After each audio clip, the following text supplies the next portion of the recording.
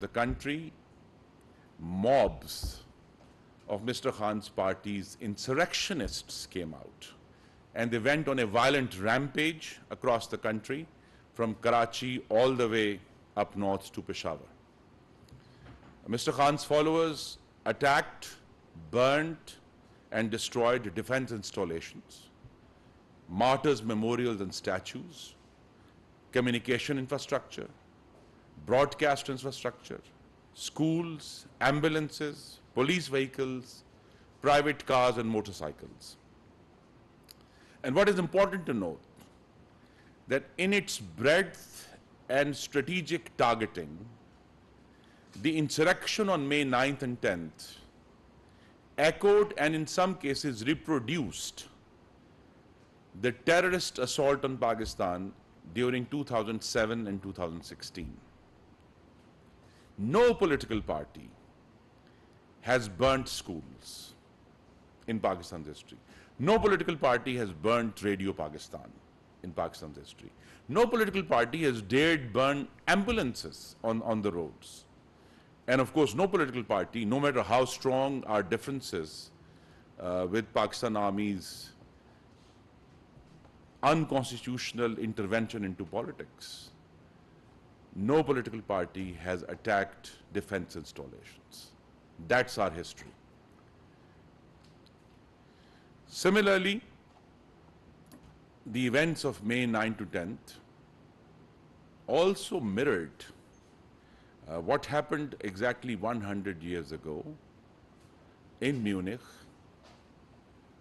which was the 1923 beer hall push by Adolf Hitler and the Nazi Party. The echoes are too strong to miss. And why these events happened this year is because 9 years ago, Mr. Khan and his followers got away with an armed attack on this very building we are sitting in. During the 2014 sit-in that they staged, they attacked and took over Pakistan Television headquarters. They took down the fence of Parliament House. They attacked the gate of President House and Prime Minister's House. And they assaulted hundreds of Islamabad policemen. But they got away with it. And I will tell you how they got away with it. And because they got away with it, they attacked this capital city again, and it was an armed assault in October 2016. And both times it was Pakistan Muslim League ends government led by Prime Minister Nawaz Sharif in office. And the reason Mr. Khan and his followers got away with it that time is that democracy had recently been restored in the country. And precisely the arguments made today were made 9 years ago, that this is dissent, this is political opposition, they are misguided people, they should be allowed to have this leeway. So under the rubric of democratic dissent and protest, they got away with it. 9 years down the line, this multi-party government led by Prime Minister Shehbaz Sharif is not repeating that mistake. Democracies around the world have reacted, continue to react to riots and insurrections through casting a wide net first and then separating the instigators from the others. But nowhere in the world does a claim to political protest justify violence, arson, and wanton destruction against military and civilian installations. We will deal with this insurrection according to law, and it will be very clear that no new legislation or amendment to legislation is under consideration. No new courts are being created. The insurrectionists of May 9th and 10th will be prosecuted under existing laws on Pakistan's statute books. These are laws that were there and used in the previous government also, led by Prime Minister Imran Khan during 2018 and 22. And as the Prime Minister said in Parliament yesterday, those who attacked civilian installations will be prosecuted under the Anti-Terrorism Act 1997 and the Pakistan Penal Code. And those who attacked military installations will be prosecuted under the Army Act 1952, which has a provision for doing so. I also want to emphasize that the parties that constitute the current federal government obtained more than 2/3 of the votes that were polled in the July 2018 general election. We represent all 4 provinces in the federal government at the moment, and we also represent an overwhelming majority, more than 2/3, of Pakistanis who voted in 2018. We expect that Parliament will provide full funding for the general election and its security in its upcoming federal budget due in June. And Parliament will complete its term in mid-August 2023, and elections will be held on schedule this autumn. Prime Minister Shehbaz Sharif's broad-based government is committed to fundamental rights of all Pakistanis, but we are committed equally to the rights of the victims as well of the perpetrators. And Pakistan's courts are fully functional. Fundamental rights are extant. So we are going to deal with this insurrection strictly according to laws of the land. Thank you very much. Any question? Voice of America. Whole bunch of questions actually. Okay. So the first thing you've said, this is an insurrection, but people are being picked up just across the board, and that includes journalists, that includes people who were just present to see what happened that night, and these are people who are being picked up in the middle of the night, not even fully clothed, and they're being dragged out of their beds. Journalists are buried there under this threat that because they were present on any location that day, because of geofencing, they are going to be dragged out if they haven't already been dragged out yet. Human rights groups are also decrying and calling this a violation of human rights. How do you defend the strategy that the government has taken and the establishment has taken to deal with the protests? And then I have another question. Okay. The issue is that at the moment we are relying on the video evidence that exists.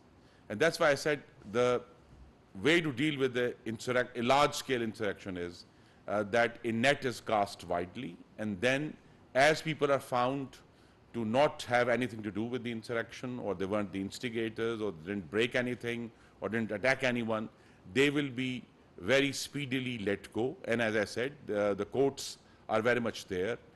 We do want to protect, of course, the freedom of expression, and I'm delighted to note that during this government's term that began, a very short term, began in April 2022, no journalist has been shot in Islamabad like they did a while ago. No one has been picked up, no one has been beaten in their houses.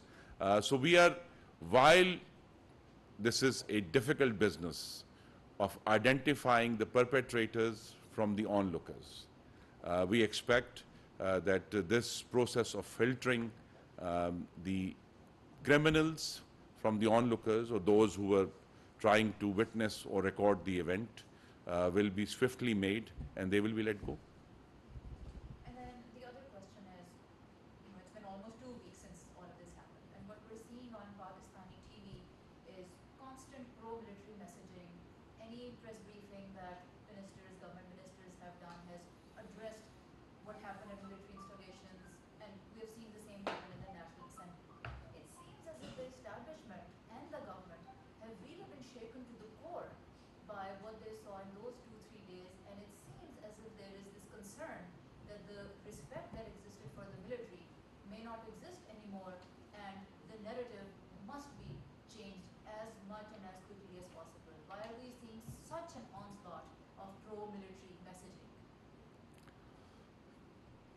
the simple answer to the question is that not too long ago, this government, again at that time Prime Minister Nawaz Sharif led the government, and the military fought a very wide-scale counterinsurgency in Pakistan between 2014 and 2016.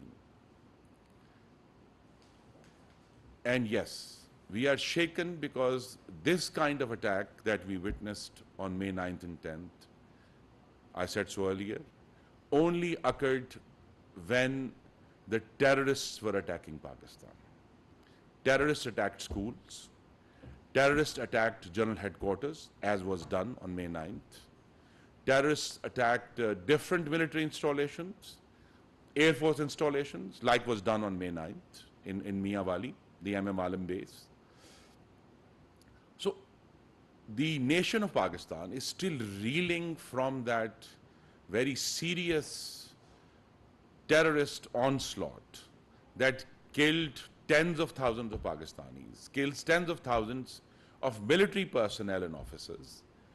And to see this same kind of breadth and strategic targeting happen within 2 days by a political party, yes, I think we have every reason to be shocked by it, and I think the world should be shocked by it also. It's not a coincidence that the same party that attacked Pakistan Television in 2014 then attacks Radio Pakistan Peshawar in 2023. So there is a clear lineage here, and as I said, we perhaps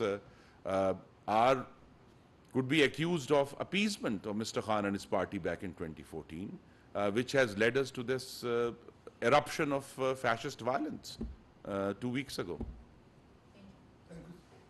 We're done. Thank you. वफाकी वजीर तवानाई खुर्रम दस्तगीर की सियासी सूरत हाल पर गैर मुल्की media से गुफ्तगू आप मुलाहिजा कर रहे थे। उन्होंने कहा कि पाकिस्तान की तारीख में कभी किसी सियासी जमात ने तालीमी इदारों और अस्करी तंसीबात पर हमला नहीं किया। 2014 में भी PTI ने PTV और दीगर सरकारी इदारों पर हमला किया था, लेकिन उनको सजा नहीं मिली। एहतजाज सियासी जमातों का हक होता है, लेकिन एहतजाज हमेशा पुरअमन होता है। कोई सियासी जमात दिफाई तंसीबात को नहीं जलाती। कुछ मजीद खबरें भी शामिल करेंगे। आपको बताएं कि चाइल्ड प्रोटेक्शन ब्यूरो में मुकीम बच्चों की जानिब से पाक फौज से इजहार यकजहती के लिए रैली निकाली गई। रैली में शरीक बच्चों ने पाक फौज के हक में नारेबाजी की। इस मौके पर बच्चों ने पाकिस्तानी झंडे और प्ले कार्ड्स उठा रखे थे।